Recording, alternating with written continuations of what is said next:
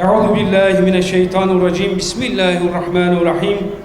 Değerli misafirler, kıymetli dostlar, İdeal Eğitim Vakfı'nın düzenlemiş olduğu aile ve toplum başlıklı seminerimize hoş geldiniz, sefalar getirdiniz. Allah'tan programımızın hayırlara vesile olmasını diliyoruz. Değerli dostlar, kıymetli misafirler, program akışımızı sizlere arz ediyorum. Öncelikle programımız kelamların en güzeli olan Kur'an-ı Kerim tilavetiyle, akabinde İdeal Eğitim Vakfı Mersin temsilcimiz Sayın İbrahim Halil Sunan'ın kısa bir açılış konuşması olacaktır. Ardından kısa bir sinevizyon gösterimiz olacaktır. Nihayetinde Doktor Sertaç Tekdal hocamız aile ve toplum başlıklı semineriyle bizlerle beraber olacaktır. Kıymetli misafirler, son olarak programımız dua ve kapanış ile nihayete erecektir. Bismillahirrahmanirrahim. Elhamdülillahi Rabbil alemin. As-salatu vesselamu ala Resulillah. Eşşükrü lillah ve lillahil hamd. Selam olsun. Rabbi Allah Peygamber Aleyhisselatü Vesselam'ı daima kalbinde yaşayanlara. Evet, rol modellerimize şimdi bakalım isterseniz. İdeal Eğitim Vakfı olarak bizim bugün hayatımızda sahabelerin ve Allah aşkının kalplerde nasıl olduğunu görebileceğimiz rol model var. İşte müsaadeniz varsa selam gönderelim. Selam olsun Filistin'de çocuklarının üşüyen ayakları, elleri, yüzlerine rağmen yüreğine taş basan annelere. Selam olsun gelinlik giyecek yaşta olan kızlarına kefen giydiren annelere.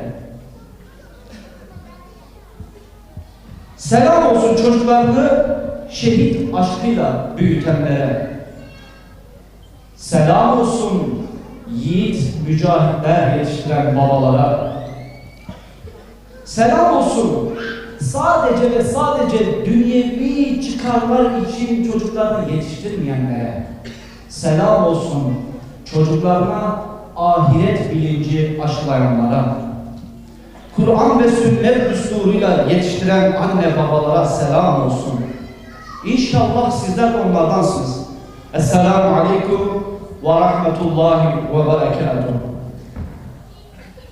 İdeal Eğitim Vakfı ve Peygamber Sevdaları Vakfımız öncülüğünde hazırlamış olduğumuz seminerimize teşriflerinizden dolayı hepinize ayrı ayrı teşekkür ediyorum. Vakıf olarak bir derdimiz var bizim. Bir vizyonumuz var bizim. Hakkı ihya edecek insanlar yetiştirmek idealimiz var. Hayatın hakikatlerini idrak eden, Rabbini daima kalbinde taşıyan, ahlaklı, kendisine, ailesine ve topluma faydalı olmaya çalışan, şuurlu bireyler yetiştirmesine katkı sunmak amacıyla elhamdülillah vakfımız Mart 2019'da kuruldu ve 5 yaşındayız. Evet, vakfımızı niçin kurduk? Neden böyle bir gereksinme, ihtiyaç duyuldu? Biz bir açığı yakaladık. Özellikle biz eğitimciler olarak görmüş olduğumuz açık şudur. Bugün hali hasırda bizlere de sirayet eden dünyevi kaygı, dünyevi gelecek. Çocuklarımızı yetiştirirken, okullara gönderirken daima onları iyi bir geleceğe, dünyevi geleceğe sadece hazırlamaya çalışıyoruz. Örneğin sabah 7'de dersi başlayan bir çocuğu uyandırıyoruz. Oğlum, kızım okula geç kalma. Anne her gün bıkmadan, usanmadan o çocuğu kaldırıyor, okula gönderiyor. Hatta baba, anne ona eşlik ediyor okula kadar. Ama maalesef ki bugün geldiğimiz nokta şunu gösteriyor. Türkiye'de son yapılan ankete göre namaz kılma oranı %22'lere düşmüş durumda. Maalesef bu iç açıcı bir durum değil. Dolayısıyla biz vakıf olarak yapmış olduğumuz sosyal ve manevi projelerimiz var. Evet, sosyal ve manevi sorunlarımıza ışık tutacak, o sorunları çözecek çalışmalar, konferanslar, seminerler, kısa spot filmler çeviriyoruz ve çevirmeye devam edeceğiz inşallah. Şu an halihazırda da sinema filmleri, projelerimiz var. İnşallah bir an önce o çalışmalarımıza da başlayacağız. Evet, Mersin'imize de bu tür çalışmaları, bu tür katkıları sunmaya gayret edeceğiz. Bizler çalışmalarımız içerisinde aile temasına çok ama çok önem veriyoruz. Çünkü biz eğitimciler olarak şunu iyi biliyoruz ki sağlıklı bireyler sağlıklı ailelerde yetişir. Ve sağlıklı maneviyatla dolu olan bir toplum da ancak ve ancak sağlıklı ailelerden oluşur. Evet, dedik ya, aile temasına çok önem veriyoruz. Peygamber terbiyesinden geçen bireyler ve bu bireylerin ailelerine gereken ilgi ve alakayı göstermesiyle toplumlar düzelir. Yani aile düzelirse dedik, toplum düzelir. O halde biz bireyler olarak ailelerimizin manevi sağlığını daima kontrol altında tutmalıyız ve gerekli kontrolleri sürekli yapmalıyız. Şunu söylüyoruz. Görüntüsüyle de oluşuyla da İslam kokan bireyler olmalıyız. Yani buradan baktığımda hanım ablalar, sizlere bakanlar, evinize gelenler Hazreti Fatıma'yı hatırlamalı. Hazreti Hatice'leri hatırlamalı. Duruşumuz bizlere sahabe hanımları hatırlatmalı.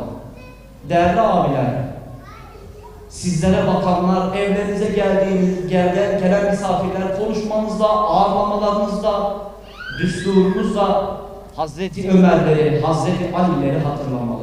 Hani bazı insanlar vardır, görüntüsüyle bir şeyler hakkında ipucu verir. Bize bakan Allah'ı hatırlamalı.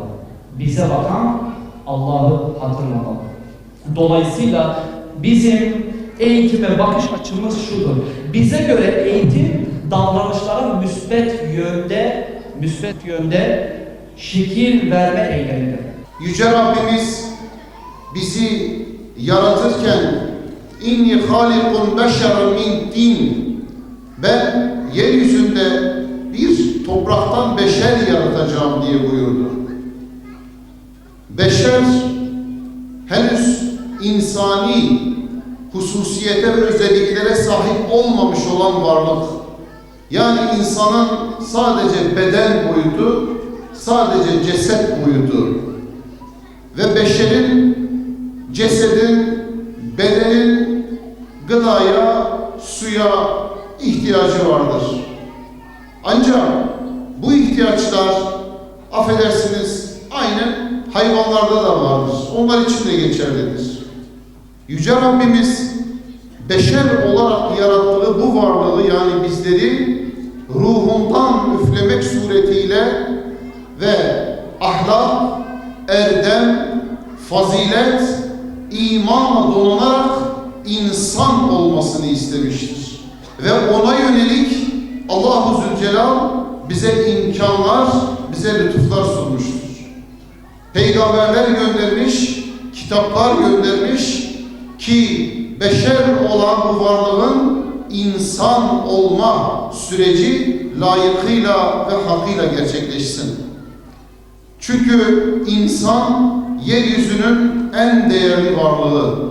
Şu kainat, şu yeryüzü, tüm varlıklar insanın hizmetine amade kılınmıştır. Ve Allah-u Teala insanın şerefli olarak yaratılmış olan bu varlığın bu şerefini asla kaybetmeden, bu şerefini muhafaza edip son nefesine kadar bu şerefiyle yaşamasını istemiş, murad etmiş ve bize bu yolları göstermiştir. İşte insanı hayvandan ayıracak olan akıl, ahlak, erdem gibi faziletler kazanılmadığı takdirde o zaman beşer olarak kalacak.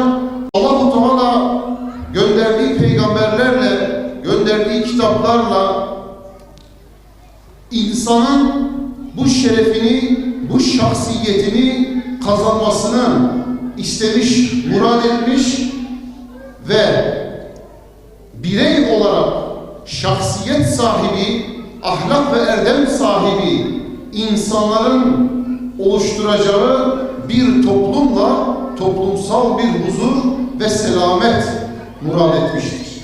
İslam'ın temel hedefi budur. İslam şahsiyetli bireylerle şahsiyetli bir toplum inşa etmek istiyor. İslam'ın temel gayesi bundan ibaret. Yeryüzünde yaratılmış olan insanlık şahsiyet sahibi, ahlak ve erdem sahibi olarak bir toplum inşa etsin ve bu toplum da aynı zamanda huzur ve selametin yaşandığı bir dünya inşa etsin.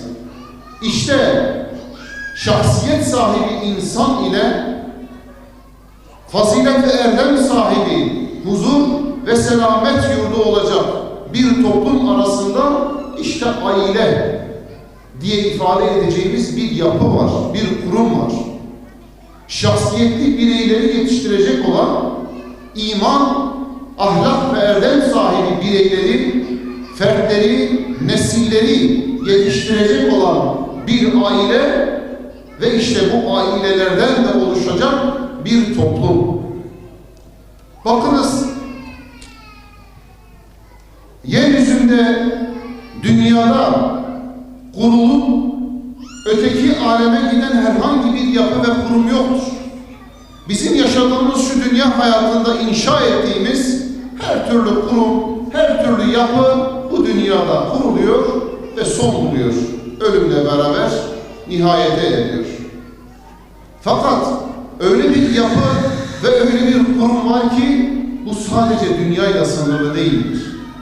Dünyanın veya ölümün sonrasında öteki aleme de taşıdığımız bu yapı ve bu kurum işte evlilik ve aile kurumudur. Bizim dünya hayatında inşa ettiğimiz, evlilikle başladığımız aile kurumu biz öldükten sonra da cennetlik olarak eğer nimetlenirsek, eğer cennete layık olabilirsek Allah-u Teala cennette de yine eşlerle beraber bir lütuf, bir imkan, bir saadet nasip ediyor. Yani dünyada kurulan bu evlilikler, bu kurumlar, bu aile kurumu öteki aleme de taşınıyor. Sadece bu dünyayla sınırlı kalmıyor. Ve ilk yuva, ilk aile kurumu malumunuz olduğu üzere aslında cennette inşa edildi. Babamız Hazreti Adem ve annemiz Hazreti Havva ile kuruldu. İlk yuva, ilk aile. Yani temelini cennetten alıyor aslında aile kurumu. Ve yine dünyada son bulmuyor. Dönüşünü yine ana yurdu olan, asıl yurdu olan, esas yurdu olan cennete tekrar bir dönüş gerçekleştirecektir. Dolayısıyla aile cennetten bir parçadır aslında.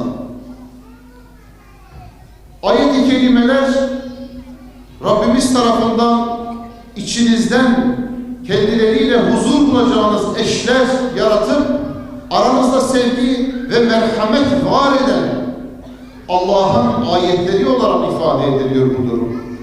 Allah-u Teala sizi eşler olarak yarattı. Birbirinizin sevgi ve merhamet paylaşımıyla aranızdaki bu muhabbetle kuracağınız bu yapı, bu evlilik eğer esas yurdu olan cennetten bir parça olursa dünyada da bize bir cennet yaşatıyor ama bitmiyor. Öteki alemde cennete devam ediyor. Allah Resulü Aleyhisselatü Vesselam müminin dünyadaki cenneti içinde aile hayatını yaşadığı evidir, ailesidir, hanesidir diye buyuruyor. Yine Üstad Bediüzzaman insanın dünyadaki küçük cenneti onun ailesidir, onun evidir diye ifade ediyor.